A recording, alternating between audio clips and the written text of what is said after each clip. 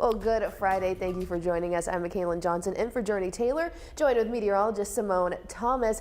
We made it to Friday, but I don't even want to get out. I want to stay in. It is cold, Simone. I can't even lie, McKaylin. It is cold. I'm wearing like 3 shirts under the jacket. Literally. Because it's cold. And we don't even have to get into it because we've both been up since this morning. We saw how cold it got overnight, and we're just now getting above freezing in the capital city. We're up to 35 degrees now at noon, 37 in Hot Springs, 38 in Pine Bluff and Arkadelphia. Now, if you've been following us along since Wake Up Central, we got into the 20s this morning with feels likes down to the teens. As we continue through the afternoon, looking to warm up to the lower to middle 40s, but once that sun sets at 5 o'clock, we're getting into the 30s fast, and we're already below freezing again by the time you're checking in with Chief Meteorologist Tom Brandon at 10 o'clock. So here's a look across the state and where we're looking to see those highs this afternoon. Lower to middle 40s from northeast to central Arkansas. Further southwest could see some upper 40s, maybe even a few places trying to inch towards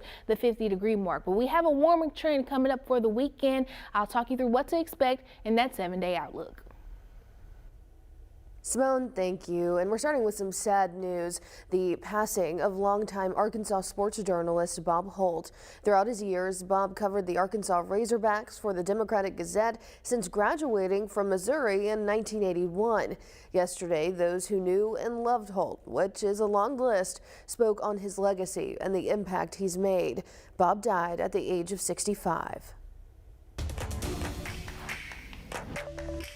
And now to a TV11 update. The person wanted for the shooting at Park Plaza Mall last Friday has surrendered to police. Antonio Coleman Jr. is in police custody on 2 counts of criminal attempt to commit capital murder. Investigators say he shot 2 people, sending them to the hospital with minor injuries. Little Rock Police has sealed the case to keep the victims protected. We will update you on this developing story once we have any new information.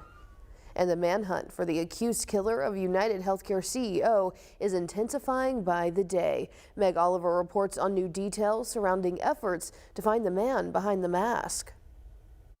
On Thursday, the New York Police Department released these images of a man wanted for questioning in connection with the murder of 50-year-old Brian Thompson.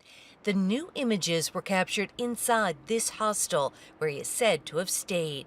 It makes you second guess who you're actually staying in a hostel with because, you know, you're in a room of strangers, so it's quite scary that, like, we could have been in the same room. It comes as police piece together a timeline of what happened Wednesday morning.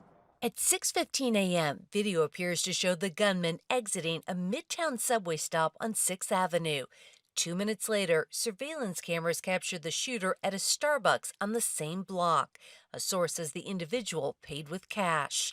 He then traveled to the Hilton and killed Thompson outside the hotel around 6:46 a.m. The gunman then fled and entered Central Park on a bike, where police believe a backpack was discarded, possibly with the murder weapon inside. He then exited Central Park and was seen turning onto West 85th Street just before 7 a.m. I wouldn't call this person a professional. Professionals, hitmen, assassins, they're in and out, and they're gone. Professional hitmen wouldn't stop at a Starbucks. They're not there to have a coffee before, and if they're lying in wait, they're lying in wait.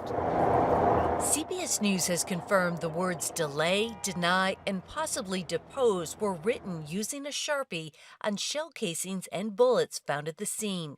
Richard Esposito is a former NYPD deputy commissioner. The words on the casings, without a doubt, point towards a possible motive. Those are the words that sum up what people are concerned about with insurance companies. A law enforcement source says police believe the gun used in the shooting was a B&T Station 6 pistol. They are now scouring gun dealers in Connecticut to find out where it was bought. Meg Oliver, CBS News, New York. And now to some health news you need to know today. An alarming report from the Department of Health shows the rate of RSV is steadily rising across the state. New data shows doctors have been dealing with an RSV surge since October. Pediatricians are warning of the virus getting worse through the winter months. We spoke to a mom whose child was recently infected, and doctors urge you to use preventative measures at all times. Kind of scared because you hear the horror stories about RSV. but luckily she didn't have to go into the hospital or anything like that. RSV is probably one of the things families worry most about because it is one of the things that unfortunately puts your youngest kids in the hospital most this time of year. Hand washing is the most efficient way to prevent the spread of germs. Vaccines against RSV are now available for kids 8 months and younger. And in another THV11 health alert, the Senate Health Commission is trying to lower rates of obesity and diabetes. Natalie Brand has more on how federal leaders are handling the issue. Senators grilled the outgoing leader of the FDA on why more hasn't been done to address rising rates of diabetes and obesity in the United States and what research has shown is the link to ultra-processed foods. Much of what we try to do, frankly, gets blocked.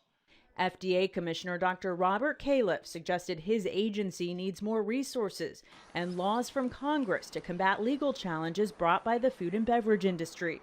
Senator Bernie Sanders has compared it to the fight decades ago against big tobacco.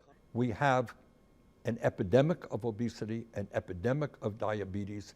People are getting sick, people are dying. Our lifespan is lower than other countries. Sanders wants to see front-of-label packaging, which would warn about products with high sugar, fat, or sodium, a change that's been under review since last year. Lawmakers also asked about strengthening the review of chemicals in popular foods. Califf was talking too about research not being shared between the food industry and the public.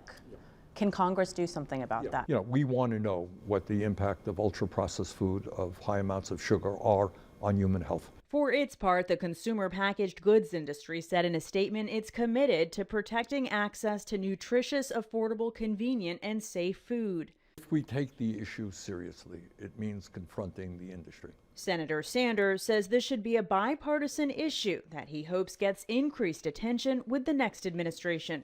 Natalie Brand, CBS News, Washington. And happening right now, one of the best days of the year. Preparations are underway to begin horse racing season at Oaklawn. Opening day is in full swing in Hot Springs. If you're going, make sure to stop by the track kitchen for the delicious food. And 2 corned beef sandwiches are just $1 starting tomorrow for this opening weekend. Today, first post is in under 30 minutes at 12:30 with the Advent race hailing in a $150,000 purse. Oaklawn events continue throughout the weekend with tomorrow's Ring the Bell race. And there's over 3 weeks left until Christmas. To get in the spirit, Maumelle is hosting Christmas in the Park. Starting at 5:30 tonight, you can enjoy local performances, a tree lighting ceremony, and take pictures with Santa. It's happening at Lake Willistine, free of charge. A multi-$1,000 donation will help provide a roof for those without a home. We introduce you to how it's being made possible ahead at 12. And now that we're finally above freezing, we got a little more warming to do through the afternoon. Those highs looking to reach the lower to middle 40s. We're talking through the weekend ahead coming up right after the break.